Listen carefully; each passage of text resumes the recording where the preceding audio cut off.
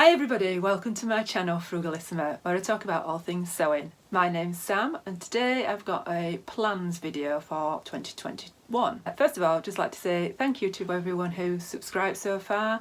Nearly at 2,000 subscribers, so that's amazing. So if this is the sort of thing that you like, don't forget to hit that subscription button and click the notification bell, which will tell you when I've got new videos out. That's generally midweek with some sewing tips and tricks. On a Friday I've got a little series of videos called Frugal Friday where I look at all the latest free patterns, and on Sundays it's videos like this, which is usually plans and reviews and makes and things like that. So on to today's video. In keeping with the Frugal Friday videos, I thought I'd do my 2021 plans around some of the free patterns that I've been highlighting, just so that I know how they sew up and that I can demonstrate to you the good points and the bad points. Free patterns do sometimes have a few pitfalls and always useful for people to know what to look out for. So if you've not heard of a Make 9 grid, it is something that's held over on Instagram. There's no prizes for it, it's not a competition, but it sometimes just helps people focus a little bit, and that's the reason why I sometimes use it. My very first Make 9 I had quite a lot of success with, and I did write a blog post about my thoughts about it as well, so if you want to have a look at that, the link to my website and blog posts are always down below.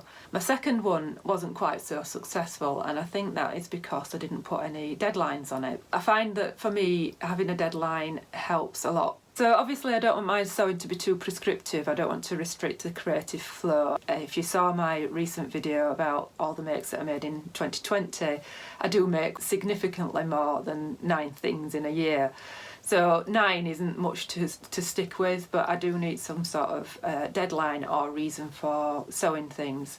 So my reason is to get some of the fabrics that I've had for quite a while out of my stash, and also to provide obviously clothes for myself, things that I need, but also a lot of these are going to be some sort of tutorial or some sort of video that I will be making in future. So yes, a Make 9 grid just gives me a little bit of focus, and it's going to help me get some of the things out of my stash and get them sewn up, and hopefully provide some tutorials for you as well. I'm still working on some of the upcycling projects that I talked about in December, so I'm not going to do a January plans video, so this is instead.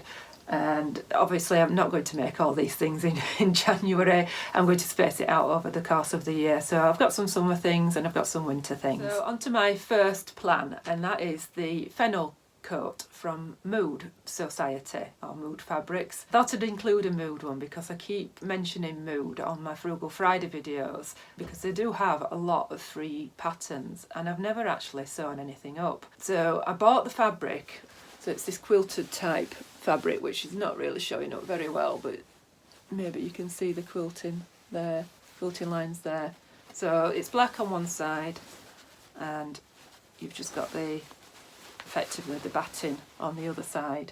So I bought that fabric from Fabworks just before Christmas, and I've already got this leftover remnants of this black crepe fabric that I've had in my stash from Minerva for a long time, and I've just recently made a top out of it, and this is what's left. So the sleeves are actually will be in this stretch jersey and the collar, and I did want to do it as an upcycle project, but I did have a look in some charity shops and I couldn't find anything suitable, so I'll be using what I've got. And I'm in desperate need of a dog walking coat. My bargain of the century, the coat that I bought for £1 on a tabletop sale, the zip's gone, so I'm in desperate need of a new dog walking coat. So it fits the bill, it's something that I need. I'm using stuff from a stash, albeit I bought that recently. Mood Society is one of the companies that I really need to test the waters and see how the instructions are and the sizing as well. I was talking to one of my viewers, Rhonda, in the comments, and she mentioned that Mood don't actually publish their finished garment sizes, which makes it a little bit tricky for people to gauge what size to go for. So I thought I'd include a Mood one, and I probably will sew some more if that comes together quite well. The second one on my grid is something for my lovely sewing assistant Rogue, and that is going to be a little dog coat. So I highlighted the Closet Core Patterns dog coat pattern, I think it was around about Christmas time, another free pattern, but I did buy 4 meters of that black fabric, and I'm fairly sure that I'm going to have too much. So yeah, I want to make sure that I'm going to use it all up. So rosewood to get a little coat as well. Now he is a complete mud magnet, and how long he'll keep it on and how long it'll keep clean, I don't know. But I just wanted to have a go with that one and treat my little dog, my little mate. So the third one on my list is the PJ set from the Assembly line, and that again is another pattern company that I've never used before. I've got the fabric for that in the form of an upcycle project. So I showed this when I was talking about the upcycling, but essentially I was given this skirt and top and a little bit of spare fabric from a pal of mine. It's too big for me and it's not my style, and rather than it sitting in my wardrobe and not getting worn, I'd rather make it into something that I will make. So the Assembly line, I've never used their patterns before, and I've been promising to make a PJ video tutorial for a long time. So this is going to be the tutorial that I'm going to use. It will be more of a summer PJ because they are shorts, but you can actually extend it. So when I'm actually doing that tutorial, I'll just go into how you can extend it to longer length trousers as well. So I've already printed off the pattern for that one and cut it out, and that's all more or less ready to go really. And I just wanted to see how they fitted, and I might just do another pair that's longer, that's a bit more winter appropriate as well whilst I'm at it. PJs don't take a great deal to sew up, and I think they're a good way of learning how to do trousers without having to worry too much about fit. Number 4 on my list is the Ensemble Patterns Greco tee, and I picked up this stripy cotton jersey. I think that's from the Fabworks remnant bin, and I think it cost me about £1.80. Another pattern company that I've never used before, and I've been promising to make a video where I look at 5 free t-shirt patterns. But I didn't want to make 5 t-shirts that were almost exactly the same. So when I saw this Greco t-shirt, I thought it would be perfect as an example of something that's a little bit more relaxed fit. It's got a really nice deep scoop neckline on it, and I've never used this pattern company before, so I thought it'd be a perfect opportunity to give them a try, see how they fit and what have you. So yeah, it's a bit different to a standard t-shirt, and you can never have too many t-shirts, can you? And especially a stripy t-shirt. So I'm looking forward to getting that one made up. So number 5 on my list is going to be a bag. If you've watched any of my videos before, I do like making bags, and I've made a few in the past, so I've got tons and tons of bits of fabric that I could use for that. So I've not quite decided on that, but I won't be buying anything. It's either going to be the Simply Classic DB bag that I featured last week in last week's Frugal Friday, or it's going to be the Shambhala bags, Guadeloupe bag. They're fairly similar in style, but I thought I'd like to give one of those a go as well. So again, I keep sort of highlighting these pattern companies, and they're all fairly new to me. I don't know how they sew up, but the Simply Chic one, that is just in the form of a tutorial, which is about 1 hour and 3/4, and it's just like cutting pieces, whereas the Shambhala, the Guadeloupe one, is actually a proper pattern. So I'll see how I feel when I come round to doing that. I think it'd be nice to include a bag in the Make 9 list as well, because I do enjoy making bags, and I think it would be something that'd be good to review on the channel as well. So number 6 on the list is a Peppermint Magazine Baden dress, and this is going to be used in this fabric here that I picked up at my local market.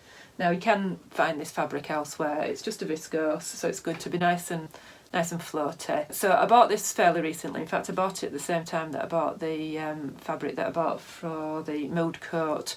I think it were about £4 a metre or something like that. But I thought it'd be nice to include something nice and summery in the mix as well. And also the Baden dress, it's just a simple scoop neckline vest top, but it's got these gathers at the bottom.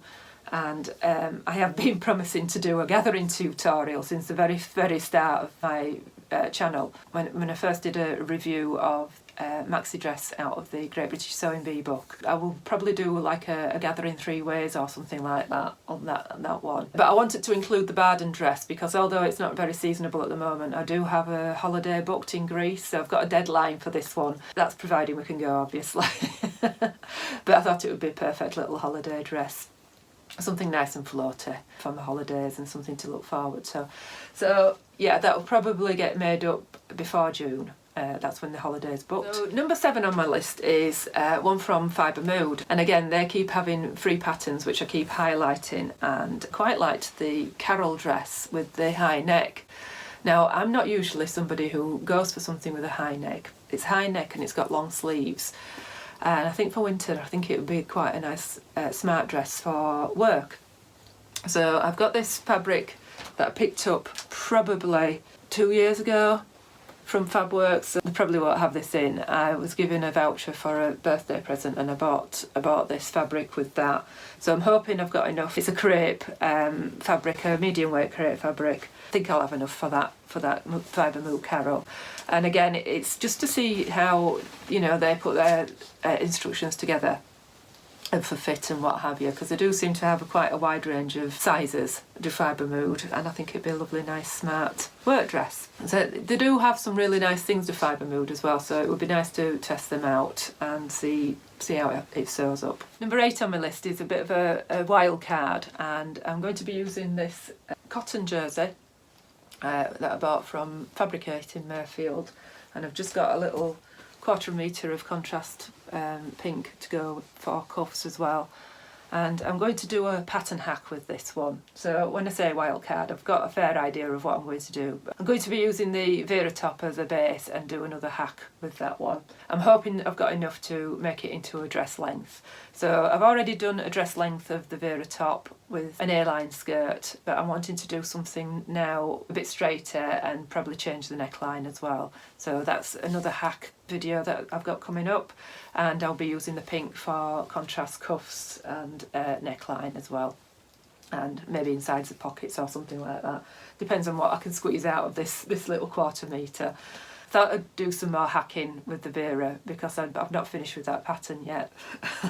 And my very last thing is a baby quilt. My niece contacted me recently with a picture that I'll put up whilst I'm talking of something that she'd probably seen on Pinterest or something, of like a memory quilt made from baby's clothes, and she wanted one making for a godchild, I think she said.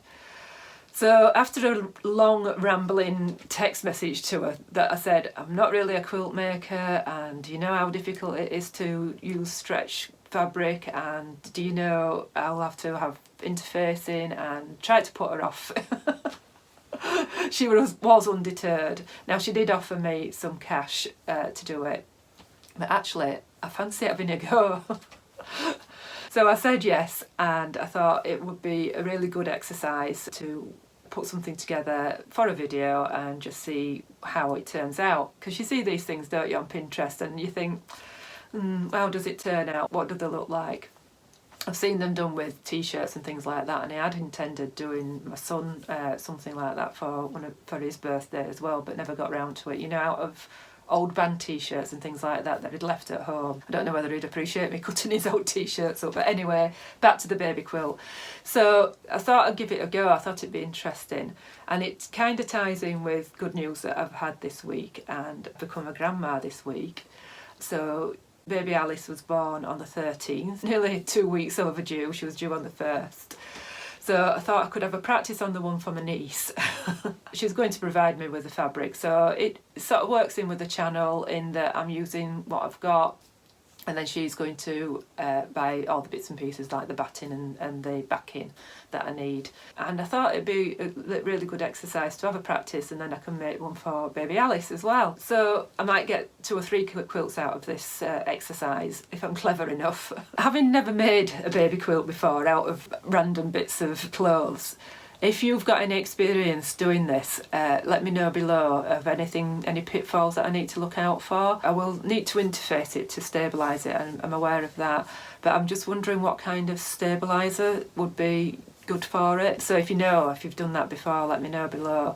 And I think if it's going to be for a baby, it needs to be quite, it needs to be able to be chucked in and out of the washing machine as well. So if there's any pitfalls, like certain types of batting that I should avoid or look out for. I was thinking of using a cotton-based batting because I think that would be more breathable for a baby. So yeah, I'm looking forward to getting stuck into that one because it's something that I've been meaning to do for a long time and shied away from. So I'll thank my niece Hannah for pushing me for that one.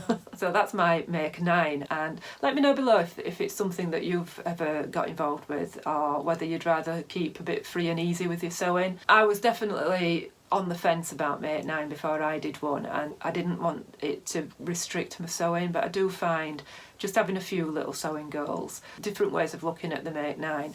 You can do it like I've done, where you're doing a bit of stash busting, or you can do it to up your skill levels, you know, just put something in there that you wanted to try, such as jeans or bras or something like that. Pretty much given everything a go over the years, so I just wanted to get some things out of my stash and keep it nice and easy, free and easy for myself, and incorporate a few things for the tutorials as well. What I'll probably do is post something in the community tab once a month and have a vote for which one I do next, and see how that pans out. Let me know below if you've got any make 9 plans, or if there's anything that you would like me to show you how to do as well.